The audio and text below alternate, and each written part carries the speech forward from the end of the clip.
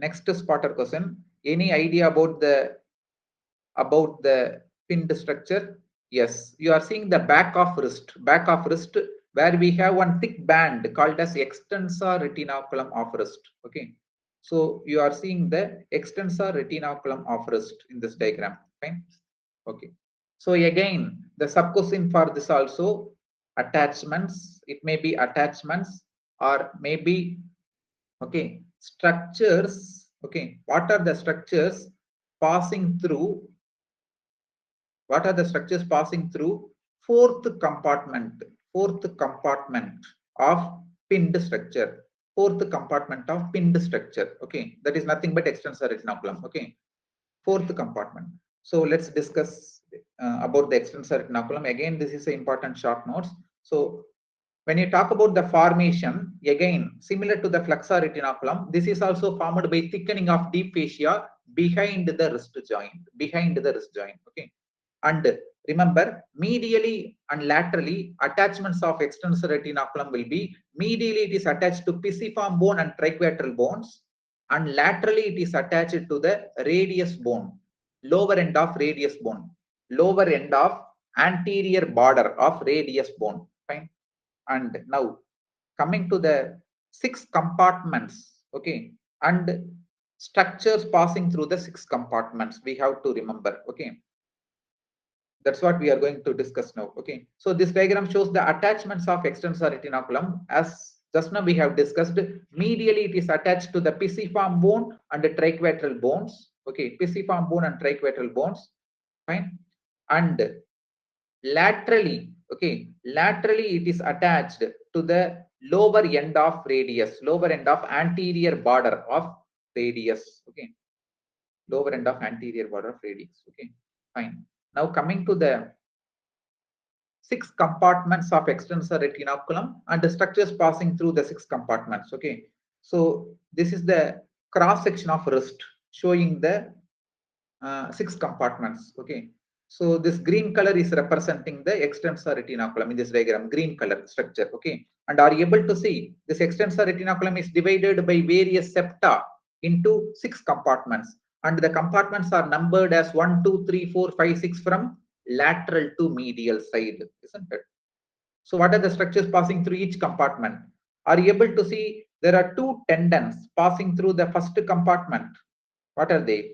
Yes, APL and EPB tendons. Okay, APL and EPB tendons. Okay, and through the second compartment there are two structures passing, namely ECRL and ECRB, extensor carpi radialis longus and extensor carpi radialis brevis tendons.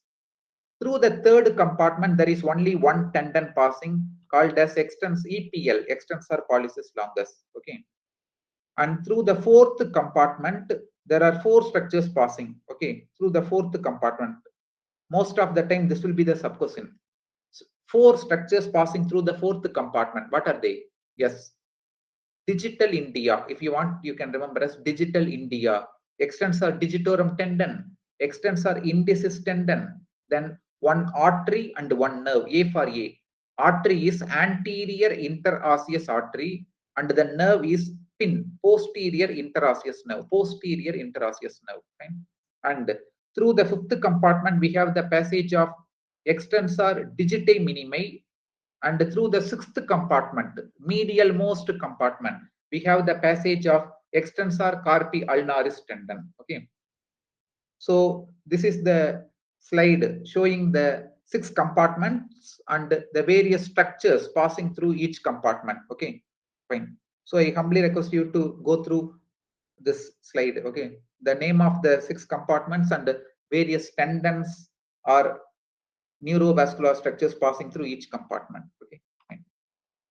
Yes, now coming to the next spotter question. Actually, here you are able to see the back of forearm, extensor compartment of forearm, isn't it? So here one muscle is pinned here. Okay, isn't it? This muscle. In the upper part of back of forearm, one muscle is pinned. Any idea?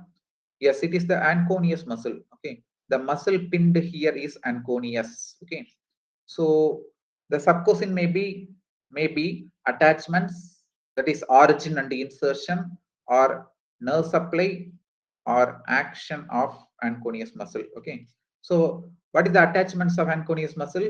The origin of anconeus muscle is from the, okay, it is from the medial okay, sorry, it is from the lateral epicondyle of humerus. Okay, it is from the, it is from the posterior surface of lateral epicondyle of humerus. Okay, lateral epicondyle of humerus. At least remember, it arises from lateral epicondyle of humerus. Okay. Then what about the insertion? It is getting inserted into the, okay, this is the ulna bone. Okay. So in the ulna bone, we have the olecranon process of ulna. Okay. Olecranon process of ulna. So it is getting inserted into the olecranon process of ulna. Is it fine? Specifically saying lateral surface of olecranon process. Just remember olecranon process. What about the nerve supply? Yes, it is supplied by radial nerve. Okay, anconeus muscle is supplied by radial nerve. Okay, coming to the action, what is the action of anconeus? Yes, it is related to the elbow joint. Actually, it is located behind the elbow joint, so it causes extension of elbow joint. It causes extension of elbow joint. Okay, actually the main muscle causing extension of elbow joint is triceps. Okay, so this muscle anconeus assists the triceps muscle in extension of elbow joint. Fine. So anything may be a subquestion for the anconeus muscle. Okay, anything out of this may be a subquestion. Usually the subquestion will be action. Okay, so take care of the attachments: origin, insertion, nerve supply, and action of anconeus muscle. Fine. So this is the slightly magnified view of the same muscle. Okay, this triangular shaped muscle is anconeus. Okay, so just now I told the origin is from the lateral epicondyle of humerus, insertion is into the olecranon process of ulna, and the nerve supply is radial nerve, and action is extension of elbow joint assisting the triceps muscle. Okay. So in this diagram, you can see the location of anconeus muscle. Okay. This is the location of anconeus muscle. Okay. This is the extensor retinaculum of wrist. Okay, which will be divided into 6 compartments through which the various tendons will be passing. Okay, fine. And what is the function of the extensor retinaculum or flexor retinaculum? Yes, remember this one. The function of extensor retinaculum as well as flexor retinaculum is they help to hold the respective tendons in the normal position. Okay, they help to hold the tendons in normal position. Okay. Yes. Finally. Okay. Actually, this diagram is not so clear. Anyway, this is the back of arm. Okay. Back of arm. Fine.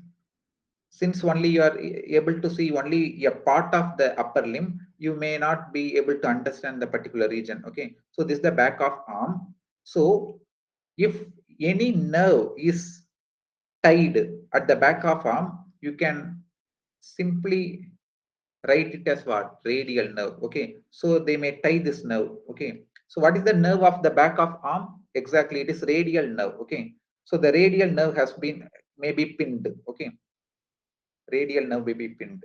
Median nerve, ulnar nerve, musculocutaneous nerve, all are present in the front of arm. The only nerve you can see at the back of arm is radial nerve. Okay, fine.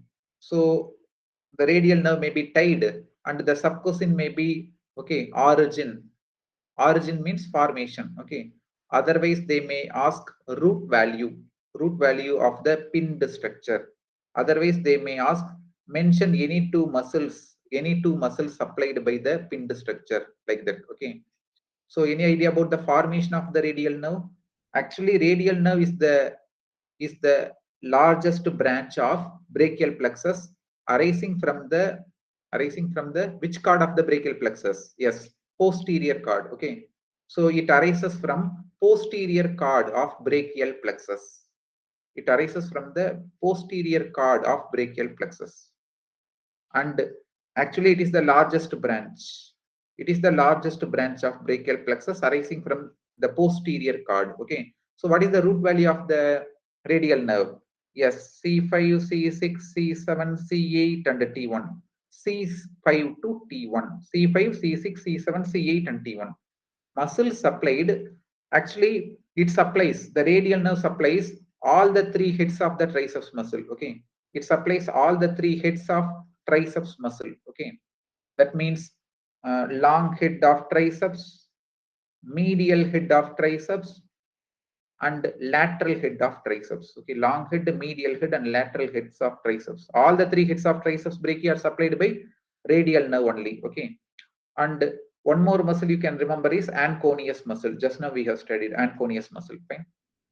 Okay, so this is again magnified view of the back of arm to show the radial nerve, which is accompanied by one artery called as profunda brachii artery.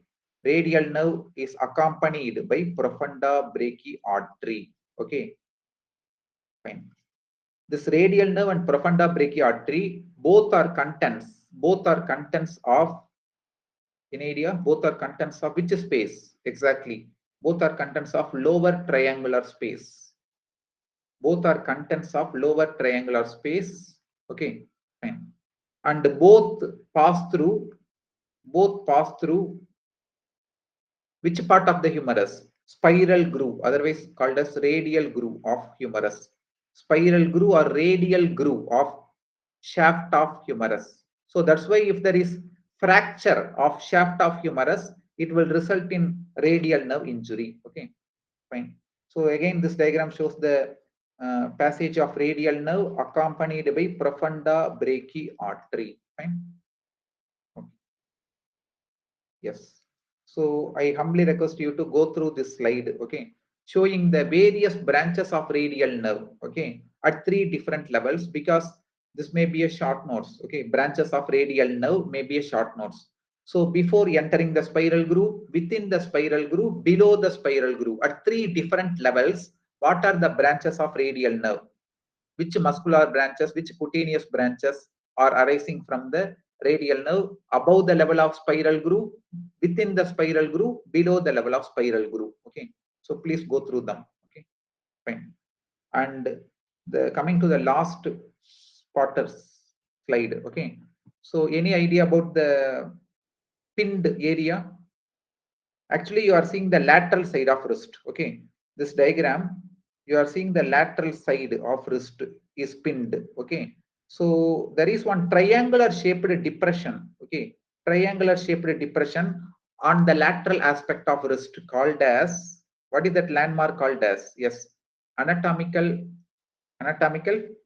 snuff box. Anatomical snuff box. Okay, so the pinned area is anatomical snuff box. Okay, and the subcosine may be boundaries of the pinned area. Okay, boundaries of pinned area or content of pinned area or applied aspect of pinned area. Okay, since this is a possible short notes, let's talk about the boundaries, content, and applied. So just now I told this anatomical snuff box. This is the anatomical snuff box. Okay, this is the anatomical snuff box, which is a triangular shaped depression. Okay, so it is a triangular shaped depression located on the lateral side of wrist. Okay, so what are the boundaries?